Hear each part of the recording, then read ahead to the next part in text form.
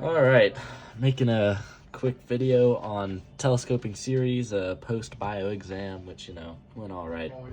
I want to make this video because telescoping series are extremely difficult to handle and know what to do with, and I struggled with it for a hot second when we were learning it in calc. So I want to make a video, hopefully clarifying it and expressing a pattern that I noticed when it comes to the term canceling of telescoping series. Not saying I invented the pattern, I'm a first-year college student. What do I know about calculus? There are people much smarter than me who have worked with telescoping series, but it is a neat little pattern and I picked up on while doing some problems in class. Now, I should mention that I asked my teacher about it, and she said that she doesn't know if it's true for every single telescoping series that you could possibly encounter out there, but every single one I've seen thus far in class, this pattern, it has worked. So yeah, we'll jump right into it with the good old classic, the summation from 1 to infinity of 1 over n minus 1 over n plus 1.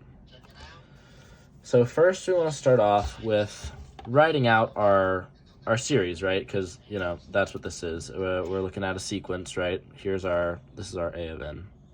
So here's our a of n, right? And then this little thing is telling us that each term of a of n is being added together, right? So we'll start at our initial index, which is when n equals 1. So we have 1 over 1, right, which is just 1, minus 1 over 1 plus 1, right? So minus 1 over 2. So that's our a of 1. And then our next term, right, is going to be a of 2. So now we have 1/2 minus 1/3, right? This is our a of 2. And then for our third term, we've got 1/3 minus 1/4. That's our third term. And then we've got, for our fourth term, we'll do one more. We'll end up with 1/4 minus 1/5. So this is our fourth term. So, right, now that we've got all our terms laid out, we can kind of notice a pattern, right? We've got a negative 1/2 here, and then we're adding 1/2 to that negative 1/2. Right, and then when you add negative 1/2, when you add 1/2 to negative 1/2, right, you get 0, right? So these terms just cancel out, right? And then here again, we see we have a negative 1/3 plus 1/3, right? Again, 0. So these terms will cancel. And we've got a negative 1/4 plus a 1/4. Again, it's going to cancel. And as we continue to do terms, right? As the terms continue, we're going to continue canceling, right? So each term is going to cancel. As n grows to infinity, or as n grows arbitrarily large, right? So what we can say is, when we get to a point, we're looking at our term a of n, right? Let's say this is term 1000, right? So eventually when we get to term a of 1000, or as a is just a large, giant number, right? Eventually we're going to get to a point where we can kind of say, all right, instead of adding 1 to n plus time, right? So instead of it being n plus 1 plus 1 plus 1, right?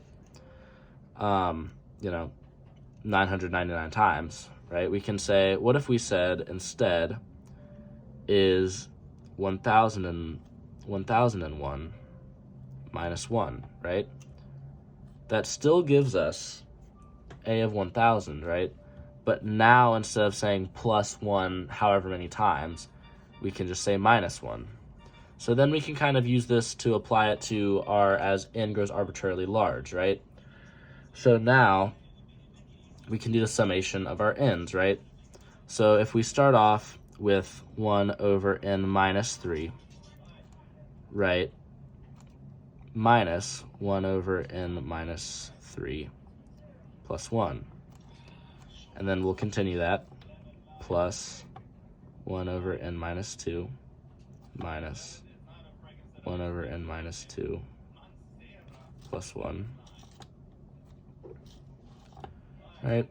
And then again, we're just adding 1 each time, same thing we did up here. Yeah. 1 over n minus 1 minus 1 over n minus 1 plus 1 plus, and then this will be our ending term, minus 1 over n plus 1, right? And we know this is our ending term because this equation is the exact same equation that we started with up here. So yay, we made it to the end, right, as n grows arbitrarily large as n goes to infinity, right? And then what do we notice about our n terms? This is kind of where the pattern comes into play, but what we notice about our n terms is that they follow the same pattern that our terms up here did, right? So here we have a n minus 3, right? Or here, actually, I'll start over here. So we've got a 1 over n, right? Plus, we look over here, right? We notice that this term, 1 over n minus 1 plus 1, is 1 over n, right? So now we've got a negative 1 over n plus 1 over n. These cancel. And then again here, we've got a 1 over n minus 1. We've got a negative 1 over n minus 1 plus an n minus 1. So these terms will cancel. Then again, positive n minus 2, negative n minus 2. These terms will cancel out. And then again, at somewhere in this group of things we omitted, right, they're all canceling out. Somewhere in here, we'll have an n minus 3, or we'll have a negative 1 over n minus 3, which will cancel with this n minus 3. Hence the telescoping series. And then again, this n minus 3 can be thought of, instead of saying a of n plus 1 plus 1 plus 1 plus 1 plus 1 999 times, this is saying a of n minus 1, right? So as n grows as large as it can, right, instead of, if this is our a to the 1,000th, instead of saying, instead of saying a of 1 plus 1 plus 1 plus 1 each time, we can say it's a to the 1,000th and 1 minus 1, right? So that's kind of where we're getting this value from, right? That's kind of why we can do the subtraction instead of the adding. I know that's not the greatest explanation, but it's difficult to explain. I'll try one more time. So if this term right here is a to the 1,000th, right? Or we'll say if this term right here is a to the 997th, right? And instead of saying a of 1 plus 1 plus 1 plus 1 plus 1 over and over and over again until we reach 997, we can say a of 1,000 minus 3, right? Which again, a of n minus 3, right? We're still getting the same value for a, right? We're just rearranging the equation so we can count up, so we can get back to where we started from.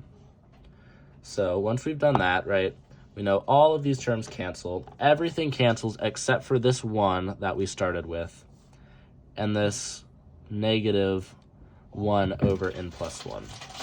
So now, to find the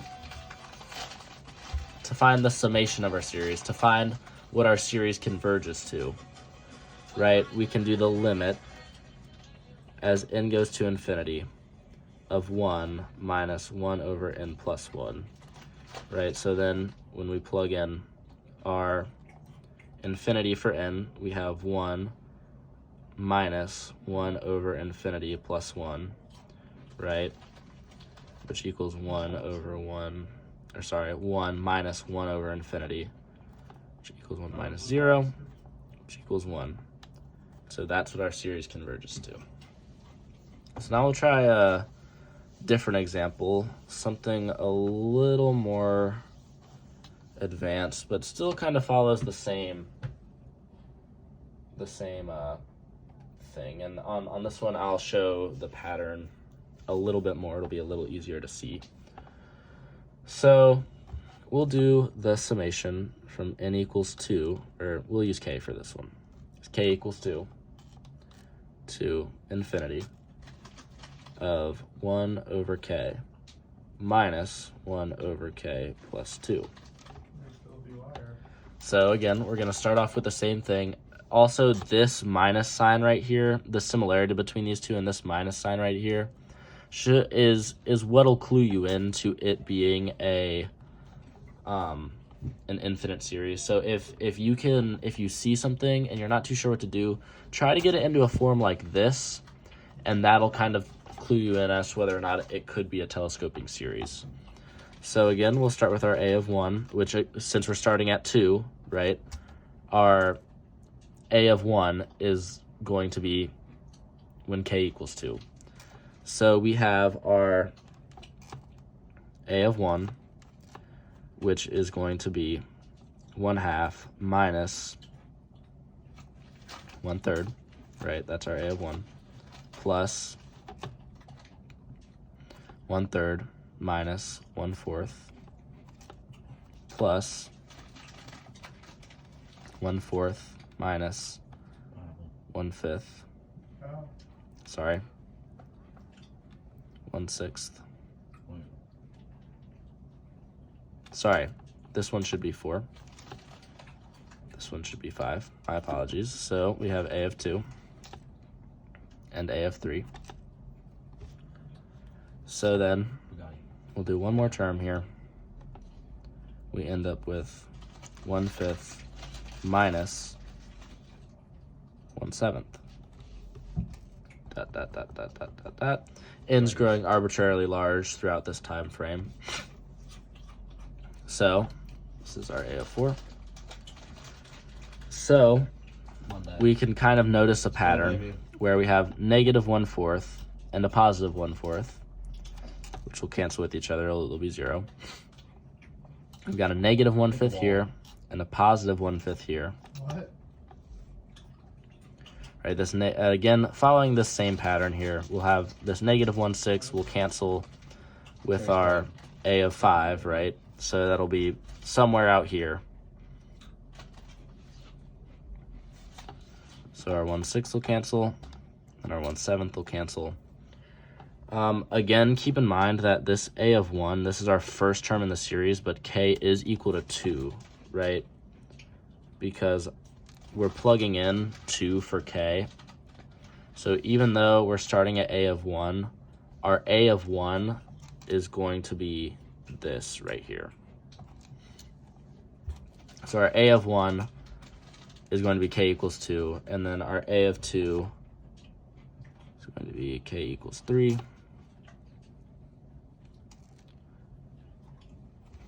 Our a of 3 is going to be k equals 4. Our a of 4 is going to be k equals 5, and that's all because we started with this 2 right there. All right, so now as n is growing as k is growing arbitrarily large, we'll end up with, again, instead of our, if this is going to be our 1,000th term that we're about to write out here, or actually I'll write it out. So we'll have 1 over k minus 3.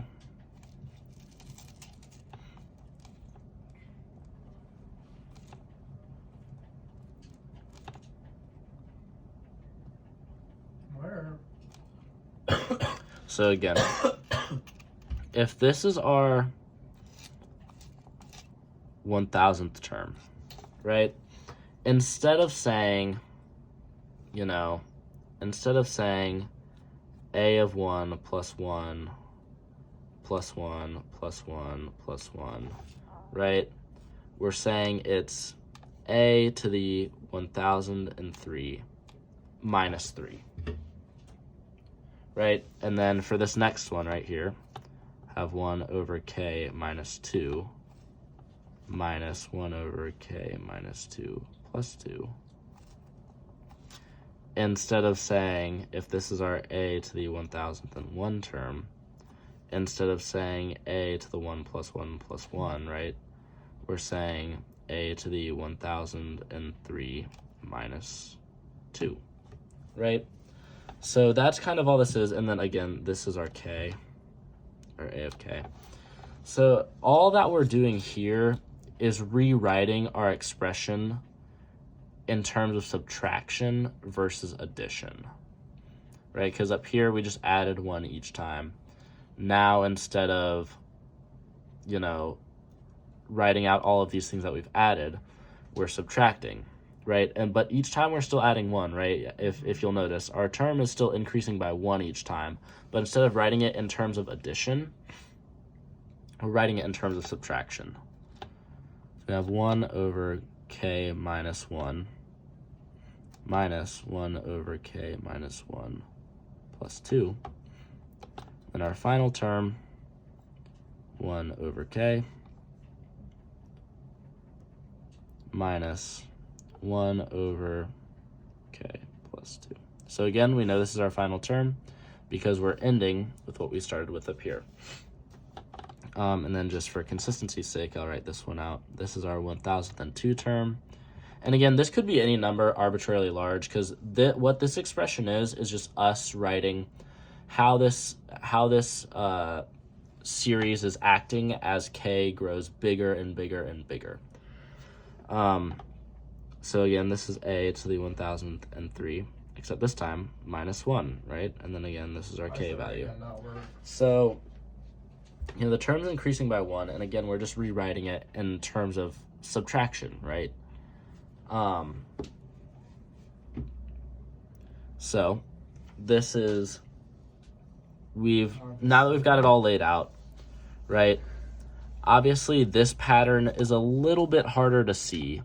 So what I noticed is that these series, or I shouldn't say I noticed it. I was probably not the first person to notice this. Again, I'm a first year college student. And 85% of the things I say aren't true. But what I picked up on in class as we were doing this is that these limits have a sort of symmetry to them. So if we think of it split in half like this, and we give each of these terms a number, right? Let's say this is 1, 2, 3, 4, 5, 6, 7, and 8, right? Each of these fractions has its own number. What I noticed is that if you so we're counting up here, and if you flip it and count down on this half, you'll end up being able to follow this pattern of cancellation without actually really having to think about the cancellation at all. So if we go 8, 7, 6, 5, 4, 3, 2, and 1, right? We notice up here that 1 doesn't cancel. So we know that here 1's not going to cancel. But 2 cancels up here, so this 2 is going to cancel right here. And then we notice that 3 didn't cancel, right? So our 3 is going to stay. But our 4 did cancel. So then our 5 right here, we notice our 5 up here canceled. So we know that's going to cancel. Our 6 up here, that also canceled. And then our 7 up here, that canceled. And our 8, that canceled. So some of these are going to cancel out with stuff that we didn't write out, that we didn't show here. But for example, this 1 over k here, we can cross-check our pattern, right, by saying, okay, well, k, we have a positive 1 over k. Do we have a negative 1 over k in here anywhere? And yes, this term right here, negative 1 over k minus 2 plus 2, right, is equal, these 2's just cancel with each other, is equal to negative 1 over k. So, right, this k does in fact cancel with something here, but we didn't really have to think about that because of this pattern we developed up here and this symmetry within this series. So now we can pull out all our terms that didn't cancel, right? So we know that because all of these terms in the middle are canceling, the summation of our series, right? Or I guess I should say the partial sum, right? S of n is equal to 1/2 plus 1/3 minus 1 over k minus 1 plus 2 minus 1 over k plus 2. What? Right, so this is our partial sum right there. And then again, to solve the... actually, before we move on, I'll go ahead and simplify this right here. It's just k minus 1 plus 2, so we'll end up with a k plus 1. Again, to find the summation of our series, right, we just take the limit as n goes to infinity. Or technically, proper notation, this would be k. And then as k goes to infinity, right, of our s of k, which in this case we just set equal to this, right? So s of k, which is equal to the limit as k goes to infinity of 1/2 plus 1/3 minus 1 over k plus 1 minus 1 over k plus 2.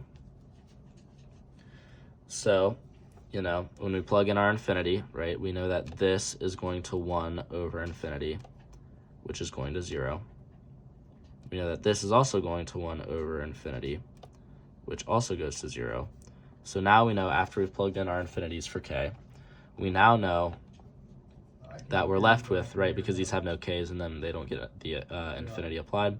We now know that the limit as k, or the limit as s of k, the sum of our series is going s of k, the limit as k goes to infinity, the limit as k goes to infinity of s of k is equal to 1/2 plus 1/3. You know, do some cross multiplying, you'll end up with 3/6 plus 2/6, which is equal to 5/6, which is the sum of our series. So hopefully this video helps. We are still learning this stuff, so I don't have the most developed or the greatest explanations. But hopefully this pattern thing can sort of help you work your way through telescoping series. Again, they're very difficult, so be gentle with yourself. But yeah, adios.